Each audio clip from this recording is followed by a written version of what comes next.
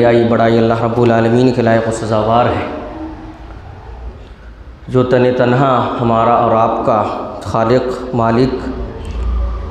مدبر اور پالنہار اور کل قیامت کے دن کا تنہا بادشاہ اور مالک ہے۔ بعدہ درود و سلام کا نزول ہو تمام انبیاء کرام علیہم الصلاۃ والتسلیم پر، خصوصاً ہمارے آخری نبی جناب محمد الرسول اللہ صلی اللہ علیہ وسلم پر۔ اللہم صلی علی محمد وعلی آل محمد کما صلیت علی ابراہیم وعلی آل ابراہیم انک حمید مجید۔ اللہم بارک علی محمد وعلی آل محمد کما بارکت علی ابراہیم وعلی آل ابراہیم انک حمید مجید۔ حاضرین محفل، محترم علماء کرام اور میرے نوجوان ساتھیوں، آج جس عنوان کے تحت کچھ باتیں آپ کے سامنے رکھنے کی کوشش کی جائے گی، وہ اسلام ایک عظیم جد و جہد کا نام ہے۔ ہمیں اور آپ کو معلوم ہے کہ اللہ رب العالمین نے قرآن کریم کے اندر اس چیز کا تذکرہ کیا کہ عزت کس کے ہاتھ میں ہے، کس انسان کے لیے ہے، اور ذلت کن لوگوں کے لیے ہے۔ اس دنیا کے اندر بہت سارے انسانوں کو ہم دیکھتے ہیں کہ دنیا حاصل کرنے کے لیے وہ کوششیں کرتا ہے، چاہے وہ کسی بھی لائن میں ہو، چاہے وہ تجارت کے لین دین کا معاملہ ہو یا سماج اور معاشرے میں تعلیمی لین کا معاملہ ہو، ہر لین میں ایک انسان جد و جہد کر رہا ہے، کوشش کر رہا ہے۔ اور ہم یہ سنتے بھی ہیں کہ اگر ایک انسان لائق ہے، اگر ہمت والا ہے، تو ایسا نہیں ہے کہ وہ انسان کامیاب نہیں ہوگا۔ لیکن اس کے برعکس ہم اپنے معاشرے اور سماج کو دیکھتے ہیں کہ ہمارا معاشرہ اور سماج یا وہ مسلمان جو ہمارے معاشرے اور سماج میں رہتے ہیں، وہ اسلام کے لیے کوششیں کم کر رہا ہے۔ اسلام جو ہے ایک کوشش کا نام ہے۔ ایک اسلام جو ہے جس طریقے سے رسول اللہ صلی اللہ علیہ وسلم کو ہم دیکھتے ہیں مکہ مکرمہ کے اندر، کہ کس طریقے سے آپ نے لوگوں کو اللہ رب العالمین کی دین کی طرف بلانے کے لیے، اور کس طریقے سے رسول اللہ صلی اللہ علیہ وسلم نے اور صحابہ کرام نے مکہ مکرمہ کے اندر مصیبتیں اور پریشانیاں اٹھائیں اور کوشش کرتے رہے۔ ایسا نہیں ہے کہ کوشش انہوں نے چھوڑ دیا، بلکہ لگاتار ایک اسلام کے لیے کوششیں کرتے رہے، اور بالآخر وہی ہوا کہ اسلام غلبہ ہوا اور اسلام کو غلبہ حاصل ہوئی۔ تو کہنے کا مقصد یہ ہے کہ اسلام ایک عظیم جد و جہد کا نام ہے۔ اسلام قربانی مانگتا ہے ہم سے، اسلام ہم سے کوشش مانگتا ہے۔ آپ دیکھیں، ہم رسول اللہ صلی اللہ علیہ وسلم کے واقعات کو اور صحابہ کرام کے واقعات کو مدینہ منورہ میں پہنچنے کے بعد جب ایک منظم طریقے سے ایک اسلامی معاشرہ بنا، اور پھر مدینہ منورہ کے اندر صحابہ کرام وہاں پر موجود رہے اور انہوں نے پھر بھی کوششیں جاری رکھیں۔ ایسا نہیں ہے کہ وہ مدینہ منورہ پہنچ کر کے جو ہے مطمئن ہو گئے، ایسا نہیں ہے۔ رسول اللہ صلی اللہ علیہ وسلم کو ہم دیکھتے ہیں کہ مدینہ منورہ کے اندر جو ہے کس طریقے سے آپ کوششیں کر رہے ہیں۔ ایسا نہیں ہے کہ مدینہ منورہ کے اندر جو ہے آپ جو ہے وہاں پر جو ہے بالکل مطمئن ہو گئے اور اسلام سے جو ہے دوری اختیار کرنے لگے، ایسا نہیں ہے۔ بلکہ صحابہ کرام اور رسول اکرم صلی اللہ علیہ وسلم خود اور ساتھ میں صحابہ کرام کو لے کر کے مدینہ منورہ کے اندر کوششیں کرتے رہے۔ تو معلوم کیا ہوتا ہے کہ اسلام ایک عظیم جد و جہد کا نام ہے۔ اگر آپ یاد رکھیں کہ اسلام کے لیے کوششیں نہیں کر رہے ہیں، تو یاد رکھیں کہ آپ کے دلوں سے یہ اسلام نکلتا چلا جائے گا۔ ہم دیکھتے ہیں اپنے مسلم معاشرے اور سماج کے اندر کس طریقے سے لوگ دن بدن جو ہے مسجدوں سے دور ہوتے جا رہے ہیں۔ آج ہم مختصر طور پر بات کروں گا کہ اسلام کسے کہا جاتا ہے۔ اسلام مختصر طور پر کیا چیز ہے؟ تو مختصر طور پر یہ کہ اسلام ایک ظاہری چیز کا نام ہے، یعنی ظاہری طور پر یہ بتائے گا کہ یہ مسلمان ہے۔ مجھے اور آپ کو معلوم ہے کہ اسلام کے 5 ارکان ہیں، ان میں سے پہلا رکن کیا ہے کہ ایک انسان گواہی دیتا ہے کہ اللہ رب العالمین کے علاوہ کوئی معبود حقیقی نہیں ہے، اور اسی طریقے سے وہ رسول اکرم صلی اللہ علیہ وسلم کی رسالت کا، آپ کی نبوت کا اقرار کرتا ہے، اور پھر اس کے بعد جو ارکان ہے اس کو مسلمان جو ہے انجام دینے کی کوشش کرتے ہیں۔ اس کے بعد جو اسلام کے رکن ہیں ہمیں اور آپ کو معلوم ہے، اگر آپ جو ہے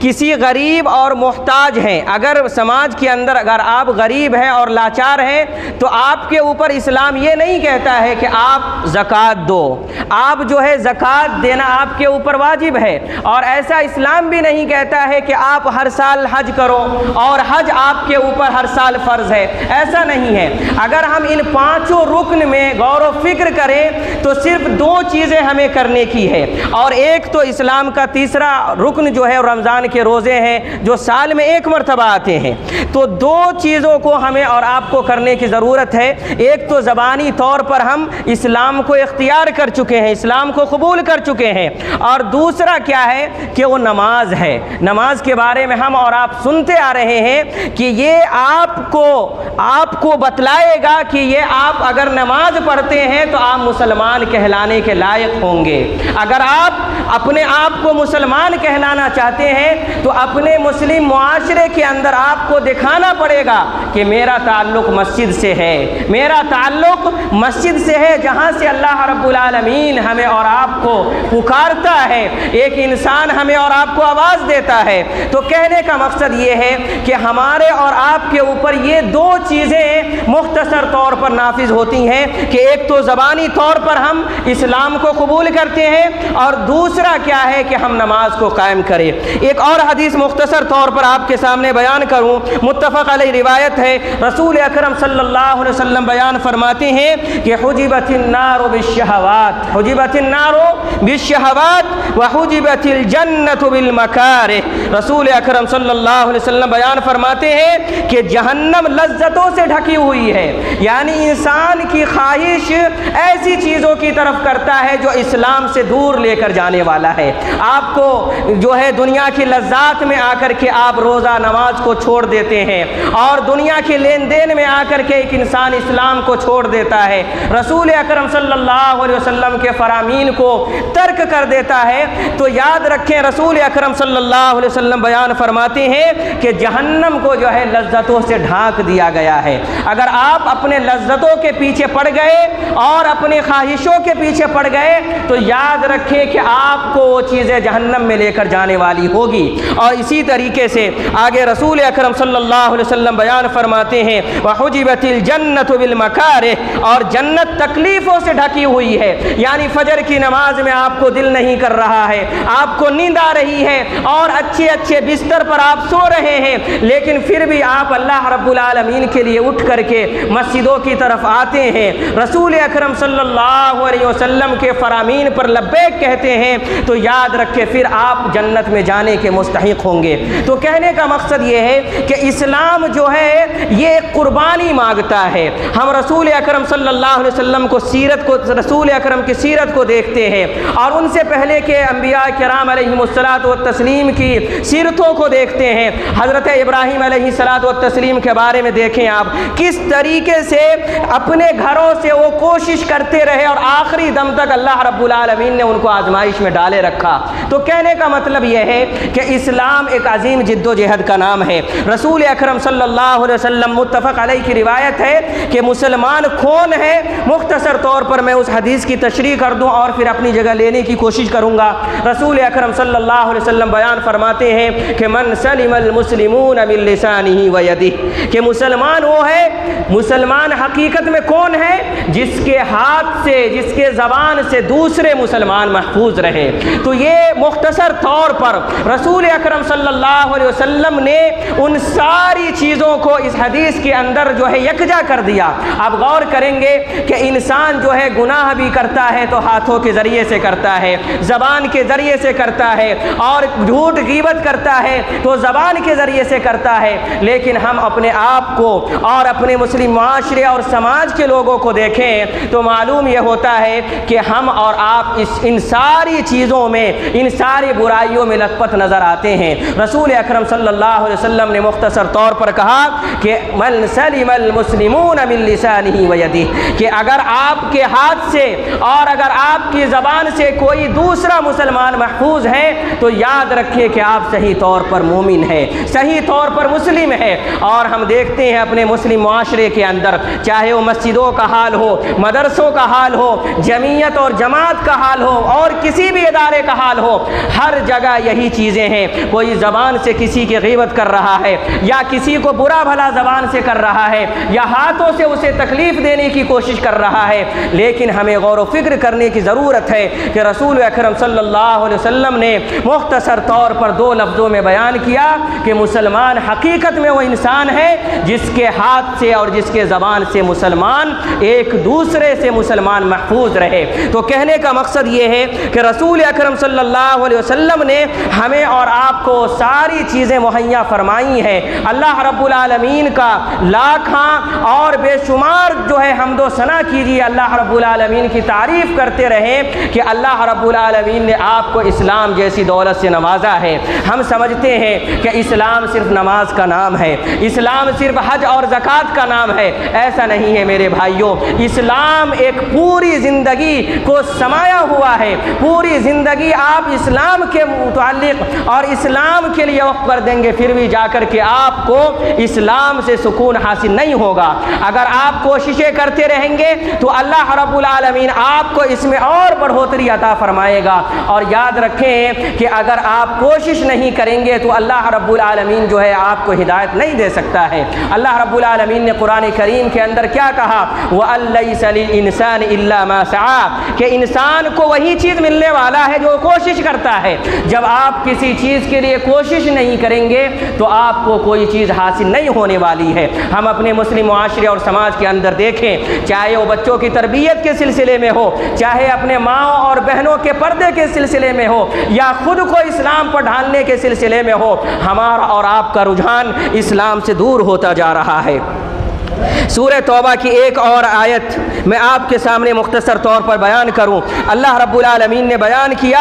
کہ اسلام جو ہے حقیقت میں 3 چیز کا نام ہے۔ اسلام کیا ہے؟ یہ ظاہری طور پر جو ہے اسلام ظاہری طور پر آپ کو سمجھے گا کہ آپ مسلمان ہیں، ظاہری طور پر آپ کو دیکھے گا کہ آپ مسلمان ہیں یا نہیں۔ اللہ رب العالمین نے سورہ توبہ کے اندر بیان کیا کہ الذین آمنوا وہاجروا وجاہدوا فی سبیل اللہ باموالہم وانفسہم اعظم درجۃ عند اللہ واولئک هم الفائزون۔ اور میں وہ حدیث بیان کیا، اس حدیث کے آخری ٹکڑے میں رسول اکرم صلی اللہ علیہ وسلم نے کیا بیان کیا کہ والمہاجر من ہجر ما نہى اللہ عنہ، کہ حقیقت میں مہاجر وہ انسان ہے جو برائیوں سے اپنے آپ کو روک کر کے اسلام کے مطابق اور اسلام پر اپنے آپ کو چلنے والا بنا لے۔ حقیقت میں مہاجر کون ہے؟ حقیقت میں مہاجر وہ انسان ہے کہ آج وہ گناہ کر رہا ہے، کل گناہوں سے توبہ کر کے وہ اسلام کے مطابق اپنے آپ کو چلانے والا بنائے۔ تو کہنے کا مقصد یہ ہے کہ اسلام ایک بہت بڑی چیز کا نام ہے، اور اس کے لیے ہمیں اور آپ سے اللہ رب العالمین کوششیں مانگتا ہے۔ اگر آپ کوشش نہیں کریں گے تو یاد رکھیں کہ ہم سے اسلام بھی دور ہوتا جائے گا، اور صرف ہم اور آپ جو ہے نام کے مسلم رہیں گے۔ اللہ رب العالمین نے سورہ توبہ کے اندر بیان کیا کہ جو لوگ ایمان لائے اور جنہوں نے ہجرت کی اور اپنی جانوں اور مالوں سے خدا کی راہ میں جہاد کیا، ان کے لیے خدا کے یہاں بڑا درجہ ہے، اور یہی لوگ دراصل کامیاب ہونے والے ہیں۔ اس آیت کریمہ کے اندر اللہ رب العالمین نے سب سے پہلے ایمان کا تذکرہ کیا ہے۔ آپ کو بتاتا چلوں کہ ایمان 3 چیز کا نام ہے۔ ایمان اعتماد کا بھی نام ہے، اور ایمان آپ کا کتنا بھروسہ ہے، ایمان یقین کا بھی نام ہے، اور ایمان کے اندر جو ہے تیسری چیز جو ہے ڈر بھی پایا جاتا ہے۔ اگر آپ کا ایمان اللہ رب العالمین پر ہے تو اگر آپ کا ایمان اللہ رب العالمین پر ہے تو آپ کس قدر اللہ رب العالمین پر بھروسہ کر رہے ہیں، یہ آپ کو غور و فکر کرنے کی ضرورت ہے کہ آپ نے اگر ایمان اللہ رب العالمین پر لایا ہے تو آپ کے اوپر یہ ڈیپینڈ کرتا ہے کہ آپ کو کتنا یقین ہے اللہ رب العالمین پر، دوسری بات کہ آپ کو کتنا اعتماد ہے اللہ رب العالمین پر، کتنا بھروسہ ہے، اور ساتھ میں تیسری چیز کہ اللہ رب العالمین سے آپ کو کتنا ڈر ہے۔ تو ایمان حقیقت میں تین چیزوں کا نام ہے۔ اگر آپ نے اللہ رب العالمین سے اور اللہ رب العالمین پر یقین رکھا ہے، ایمان لے آیا ہے، تو یہاں پر اللہ رب العالمین سے ڈرنے کی ضرورت یہ ہے کہ اگر آپ جھوٹ بولتے ہیں اور کسی کی غیبت یا چغل خوری کرتے ہیں، اپنے ہاتھوں سے کسی کو تکلیف دینے کی کوشش کرتے ہیں، تو آپ کو وہاں پر اللہ رب العالمین سے ڈرنے کی ضرورت ہے۔ تو کہنے کا مقصد یہ ہے کہ ایمان اصل میں تین چیزوں کا نام ہے۔ ایمان حقیقت میں اسی لیے اللہ رب العالمین نے کیا کہا کہ جب آپ کو اللہ رب العالمین کی ذات پر بھروسہ ہو جائے گا تو یاد رکھیں کہ آپ ہر چیز کو اللہ رب العالمین کے لیے حوالہ کرنے کی کوشش کریں گے، اللہ رب العالمین کے لیے جو ہے اپنے آپ کو قربان کرنے کی کوشش کریں گے۔ ہم دیکھتے ہیں کہ رسول اکرم صلی اللہ علیہ وسلم نے مکہ مکرمہ کے اندر کس طریقے سے مصیبتیں اور پریشانیاں آپ کی چاروں طرف ہے، لیکن آپ کا یقین اور آپ کا بھروسہ کتنا پختہ تھا اللہ رب العالمین پر، ہمیں غور و فکر کرنے کی ضرورت ہے۔ اللہ کے رسول صلی اللہ علیہ وسلم کو بھروسہ تھا کہ یہ اسلام جو ہمارے اوپر یہ قرآن اتر رہا ہے اور جس طریقے سے ہمارے اوپر نبی اور رسولوں کا ایک تاج ڈالا گیا ہے، یہ کوئی جھوٹا تاج نہیں ہو سکتا ہے۔ اللہ کے رسول صلی اللہ علیہ وسلم مکہ مکرمہ کے اندر اس مشن کو آگے چلاتے رہے اور بالآخر آپ اس میں کامیاب ہو جاتے ہیں۔ تو کہنے کا مقصد یہ ہے کہ آپ نے اگر اللہ رب العالمین پر ایمان لایا ہے تو آپ کا یقین اور بھروسہ اللہ رب العالمین پر کتنا ہے۔ اسی طریقے سے ہجرت حقیقت میں اس کے دو معنی بیان کیے جاتے ہیں۔ ایک تو ہے کہ ایک انسان جو ہے اپنے ملک سے مصیبت اور پریشانیوں میں گھرا ہوا ہے تو اپنے ملک سے وہ اپنے آپ کو بچا کر کے اور اپنے اسلام اور ایمان کو بچا کر کے وہ کسی دوسرے ملک کی طرف رخت سفر باندھتا ہے۔ ہم دیکھتے ہیں پچھلے مہینے کے اندر ہم نے کئی مسجدوں کے اندر سنی اس تقریر کو کہ رسول اکرم صلی اللہ علیہ وسلم نے کس طریقے سے مکہ مکرمہ سے ہجرت کیے اور صحابہ کرام نے کس طریقے سے اپنی جان اور مال کو پرواہ نہ کرتے ہوئے اپنی جان اور مال کی قربانی دیتے ہوئے اپنے آپ کو جو ہجرت کرنے پر مجبور ہوئے۔ اور ہم سنتے ہیں کہ کس طریقے سے حضرت ابو سلمہ رضی اللہ تعالیٰ عنہ کے واقعات کو پڑھے، کس طریقے سے حضرت ابو سلمہ رضی اللہ تعالیٰ عنہ کے سسرال والے آتے ہیں، آپ کی بیویوں کو چھین لیا جاتا ہے، آپ کے گھر والے آتے ہیں، آپ کے بچوں کو چھین لیا جاتا ہے، تو وہاں پر پھر بھی حضرت ابو سلمہ رضی اللہ تعالیٰ عنہ کا یقین اور بھروسہ اللہ رب العالمین پر پختہ تھا، تبھی جا کر کے حضرت ابو سلمہ رضی اللہ تعالیٰ عنہ جو ہے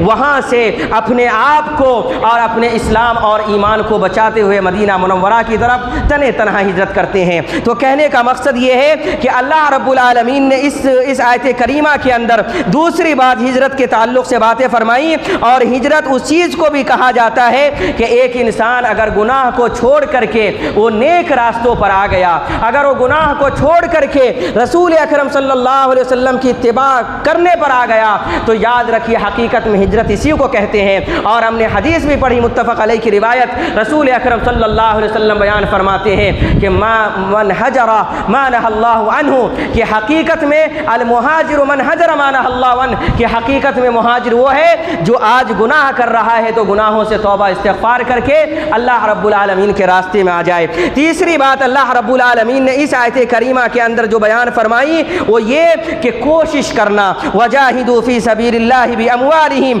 وانفسہم، کہ وہ تیسرے لوگ ہیں جو اپنی مالوں اور اپنی جانوں سے خدا کی راہ میں جہاد کرتے ہیں۔ جہاد حقیقت میں کس چیز کا نام ہے؟ جہاد حقیقت میں کوشش کرنے کا نام ہے۔ اگر اسلام آپ سے مانگتا ہے کہ آپ اپنے مال کو اللہ رب العالمین کے راستے میں قربان کریے، تو آپ کو اللہ رب العالمین کے راستے میں قربان کرنے کے لیے اپنے آپ کو ہچکچانے کی ضرورت نہیں پڑے گی۔ اور ہم دیکھتے ہیں کس طریقے سے حضرت عبد الرحمن بن عوف کے واقعے واقعے کو پڑھیے اور صحابہ کرام کے بہت ساری واقعے کو پڑھیے، حضرت عثمان غنی رضی اللہ تعالیٰ عنہ کے واقعے کو پڑھیے، ہم سنتے رہتے ہیں۔ تو کہنے کا مقصد یہ ہے کہ صحابہ کرام جہاں پر ایک طرف آپ اپنی جانوں کو قربان کرنے کے لیے تیار رہتے تھے، وہیں پر آپ جو ہے دوسری طرف اپنی مال کو اور اپنے آپ کو اللہ رب العالمین کے راستے میں تیار کرنے کے لیے، کوشش کرنے کے لیے تیار رہتے تھے۔ کہنے کا مقصد یہ ہے کہ اسلام جو ہے ہم سے اور آپ سے کوششیں مانگتا ہے۔ اگر آپ یاد رکھیں، جس قدر آپ اسلام کے لیے کوششیں کریں گے، اسی قدر آپ اللہ رب العالمین کے راستے میں جو ہے اللہ رب العالمین کے راستے میں اور اللہ رب العالمین کے آپ مقرب بندہ بن پائیں گے۔ اسی لیے اللہ رب العالمین نے کیا کہا کہ وَأَنفُسِهِمْ أَعْظَمُ دَرَجَةً عِنْدَ اللَّهِ وَأُولَٰئِكَ هُمُ الْفَائِزُونَ۔ اگر ایک انسان اسلام والا ہے، مسلمان ہے، اور ساتھ میں وہ ایمان والے ہیں، اور دوسرا اس کو ہجرت کرنے پر اور جو ہے گناہوں سے ترک کرنے پر، گناہوں سے اپنے آپ کو بچا کر کے اسلام پر اپنے آپ کو چلانے پر اگر وہ تیار ہے، اور تیسری بات، اگر کوئی مسلمان اسلام کے لیے اپنی جان کو اور اپنے مال کو قربان کرنے کے لیے تیار ہے، تو یاد رکھیے کہ اللہ رب العالمین جو ہے فیصلہ کر رہا ہے اور گواہی دے رہا ہے، کس چیز کی بیان کر رہا ہے کہ یہی لوگ حقیقت میں کامیاب ہونے والے ہیں۔ تو کہنے کا مقصد یہ ہے کہ ہم اپنے مسلم معاشرے اور سماج کو دیکھیں کس طریقے سے یہ 15 روزہ پروگرام، یہ کس طریقے سے یہ چند نوجوان اور چند علماء کرام محنتیں کر رہے ہیں، لیکن ساتھ میں کوئی چلنے والا تیار نہیں ہے۔ تو کہنے کا مقصد یہ ہے کہ آپ اگر ان ساری چیزوں میں کوشش نہیں کریں گے تو یاد رکھیں کہ آپ دنیا کے اندر بھی مارے جائیں گے اور کل قیامت کے دن بھی آپ کا کوئی پرسان حال نہیں ہوگا۔ کہنے کی بہت ساری باتیں ہیں، مختصر طور پر یہ کہ اسلام ہم سے ہمیشہ جد و جہد اور کوشش مانگتا ہے۔ اگر آپ کوششیں کریں گے، اسی قدر آپ اللہ رب العالمین کے دربار میں آ کر کے جس طریقے سے آپ اپنے آپ کو حاضر کریں گے، اسی طریقے سے آپ اللہ رب العالمین کا مقرب بندہ بن پائیں گے۔ یاد رکھیں کہ اسلام جو ہے حقیقت میں ظاہری اعمال کا نام ہے اور باطنی اعمال کا نام ایمان ہے۔ ظاہری طور پر آپ کو اور ہمیں دکھانا ہوگا کہ ہم مسلمان ہیں۔ اگر آپ مسلمان ہیں تو آپ کو مسجدوں سے لگاؤ رکھنا پڑے گا۔ اگر آپ مسلمان ہیں تو آپ کے ہاتھوں سے اور زبان سے دوسرے مسلمانوں کو محفوظ رکھنا پڑے گا۔ اگر آپ مسلمان ہیں تو آپ کے چہرے پر داڑھی ضرور ہونی چاہیے۔ اگر آپ مسلمان ہیں تو آپ کو ٹخنے سے اوپر کپڑے ضرور ہونے چاہیے۔ اگر آپ مسلمان ہیں تو اگر آپ کو علماء کرام بلاتے ہیں تو آپ کو اللہ رب العالمین کے راستے میں آنا پڑے گا،